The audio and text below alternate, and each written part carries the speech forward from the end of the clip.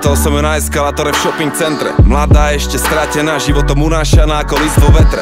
Miluje hudbu a filmy a sex, aj anielik, ale Charlieho. Sexy, ale stále ešte panna ako Britney. Fascinovaná silikónom, trochu posadnutá tým telefónom, sorry smartfónom. Je chameleónom a technológiou si drží tempo aj s tým pelotónom. Sitcomy alebo Simpsonovci, jej život je v podstate fejtónom. Keď ju svet ponúkne citrónom, pije limonádu ale s bourbónom. A verí v najlepšiu budúcnosť, ale neverí kňazom ani ekonómom. Byť bohatý a šťastný je rozdiel ako medzi klaxónom a saxofónom. Ona vie, že je šampiónom, poradí si nejak s tým Babylónom. Toto už bude jedna z posledných šancí na zlom, možno preto ju označuje Y. Jsem generace Y, nemusím nic a můžu všechno. A možností mám milion, taky zkouším po jednom. Že je ti to jedno, že se tě to netýká, snad přijde zlom. Že je ti to jedno, že se tě to netýká, si generace Y.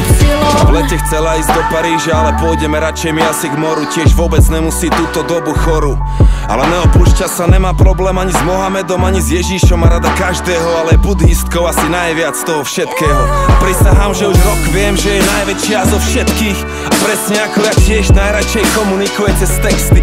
Žuruje a nikdy nespí, svoje pocity neskrýva, vždy hovorí, čo si myslí, no často jedná tak ako väčšina. A to správne nevždy býva. Jsem generace Y, nemusím nic a můžu všechno. A možností mám milion, taky zkouším po jednom. Že je ti to jedno, že se tě to netýká, snad přijde zlom. Že je ti to jedno, že se tě to netýká, jsi generace Y.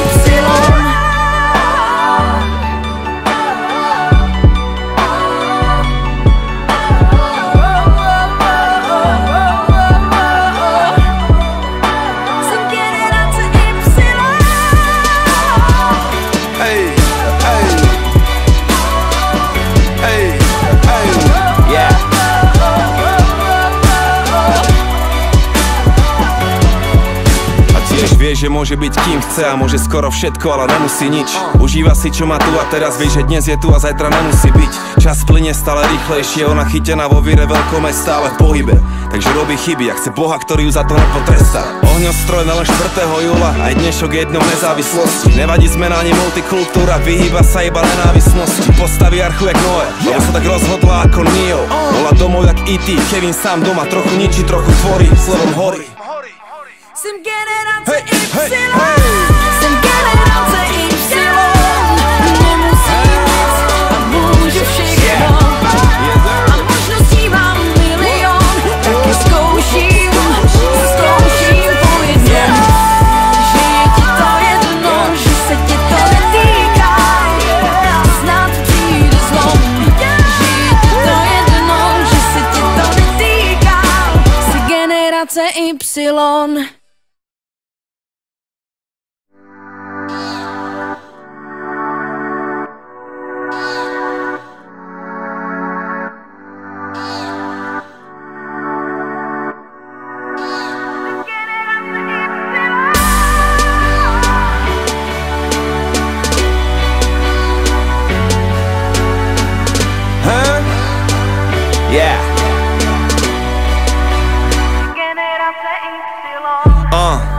Stretol som ju na eskalátore v shopping centre. Mladá, ešte stratená, životom unášaná ako list vo vetre. Miluje hudbu a filmy a sex, aj anielik, ale Charlieho. Sexy, ale stále ešte panna ako Britney. Fascinovaná silikónom, trochu posadnutá tým telefónom, sorry smartfónom. Je chameleónom a technológiou si drží tempo aj s tým pelotónom. Sitcomy alebo Simpsonovci, jej život je v podstate fejtónom. Keď ju svet ponúkne citrónom, pije limonádu ale s bourbónom. A verí v najlepšiu budúcnosť, ale neverí kňazom ani ekonómom. Byť bohatý a šťastný je rozdiel ako medzi klaxónom a saxofónom. Ona vie, že je šampiónom, poradí si nejak s tým Babylónom. Toto už bude jedna z posledných šancí na zlom, možno preto ju označuje Y. Jsem generace Y, nemusím nic a můžu všechno. A možností mám milion, taky zkouším po jednom. Že je ti to jedno, že se tě to netýká, snad přijde zlom.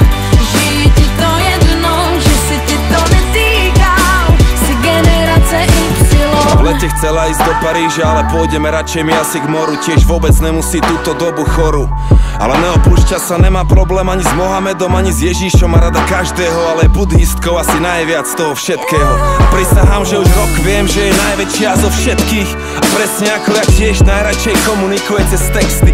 Žuruje a nikdy nespí, svoje pocity neskrýva, vždy hovorí, čo si myslí, no často jedná tak ako väčšina. To správne nevždy býva.